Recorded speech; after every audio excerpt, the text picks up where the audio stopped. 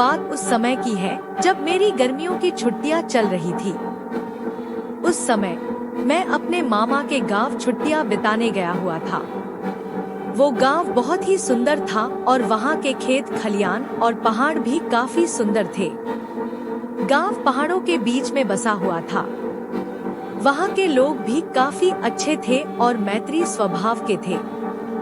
दिन में वहाँ पर काफी गर्मी पड़ती थी, पर रात एकदम ठंडी होती थी।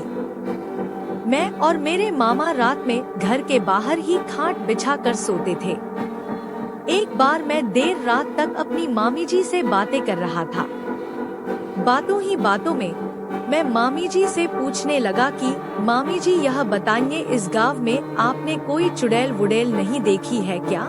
वैसे मैं आपको बता दूं कि मुझे भूत चुड़ैल की कहानियां सुनना काफी दिलचस्प लगता था।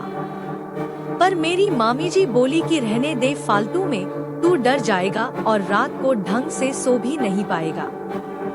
पर मैं भी कहाँ मानने वाला था। मैंने भी जिद पकड़ ली कि कहानी तो आपको सुनानी ही पड़ेगी।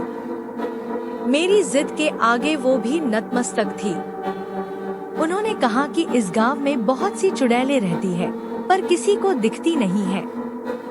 मैं बीच में ही बोल पड़ा कि जब किसी को वो दिखती नहीं है तो फिर कैसे पता कि वो यहाँ रहती है? मामी जी बोली कि हाँ, किसी ने उन्हें देखा तो नहीं है, पर फिर भी कुछ लोगों ने उन्हें महसूस किया जरूर है। मैं बोला कि क्या आपने उन्हें देखा या महसूस किया है? मामी जी, हाँ शायद है। हाँ हाँ हाँ। मामी जी, आप मुझसे मजाक मत करो, अगर आपने देखा है तो बताओ, मैंने उनसे पूछा। उनका जवाब, नहीं, मैं था। मुझे उनसे कहानी सुननी थी, पर उन्होंने मुझे कोई कहानी नहीं सुनाई। मैं बाहर जाकर अपनी खाट पर लेट गया। मामा पहले से ही सो चुके थे। मैं भी सोने की कोशिश कर रहा था, पर ना जाने क्यों मुझे नींद ही नहीं आ रही थी। मैं बस उन्हीं सब चीजों के बारे में सोच रहा था कि ना जाने कब मुझे नींद आ गई। मुझे सही से तो नहीं पता, पर शायद आधी रात को मेरी नींद अचानक से किसी के पैरों की आवाज से खुली।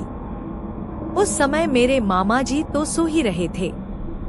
मैं आश्चर्य में था कि इतनी रात को कौन हो सकता है, पर मेरी इतनी हिम्मत नहीं हो रही थी कि मैं खाट से उठकर पीछे देखूं कि कौन चला आ रहा है।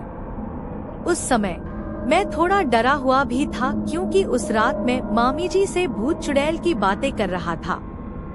मैंने सोचा कि चुपचाप होकर देखता हूँ कि कौन है। धीरे धीरे वो आवाज बढ़ती जा रही थी। वो जो कोई भी था धीरे धीरे मेरे पास आ रहा था। मैंने देखा कि एक बूढ़ी सी महिला थी जिसने काले रंग की साड़ी पहन रखी थी और वो झुककर चल रही थी।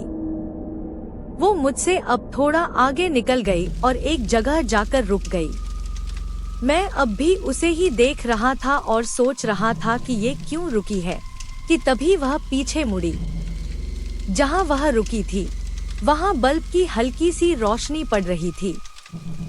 मैंने उसका चेहरा देखा और सच कहूँ तो मैं उसका चेहरा देखकर डर गया। उसकी नाक लंबी थी और उसके चेहरे पर अजीब सी डरावनी हंसी थी। उसकी आंखें ऐसी लग रही थी जैसे वो मुझको ही देख रही है। मैंने अपनी आंखें बंद कर ली और चुपचाप ऐसे दिखाने लगा जैसे मुझे कुछ भी नहीं पता हो।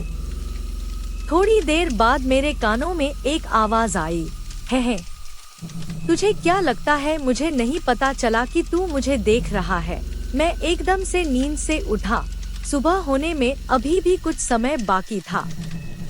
मैं बोला, भगवान का लाख लाख धन्यवाद है कि यह एक सपना था। दोपहर के समय गांव के ही एक घर में लोगों का जमावड़ा, भीड़ लगा था। सब लोग चिल्ला रहे थे कि इस पर चुड़ैल आई है। मैं भी उनकी ही भीड़ में खड़ा था। सामने एक महिला पागलों की तरह हरकतें कर रही थी। सब लोग बोल रहे थे कि इस पे चुड़ैल का साया है।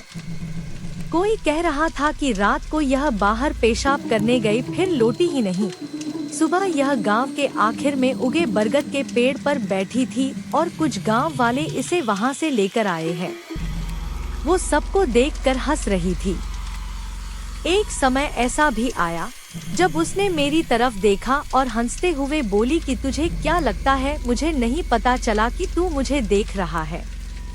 मैं समझ गया था कि मैंने जो रात में देखा था वो मेरा सपना नहीं बल्कि हकीकत थी। मैं बहुत डर गया और वहां से भाग गया। अगले ही दिन मैंने मेरे मामाजी से बोला कि मुझे मेरे घर छोड़ दो। मुझे नहीं पता कि वो महिला चुड़ैल कौन थी और वो मुझे क्यों दिखी। वो मुझसे क्या चाहती थी।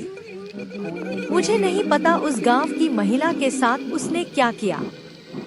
पर अब भी मैं उस रात के बारे में सोचता हूँ तो डर जाता हूँ।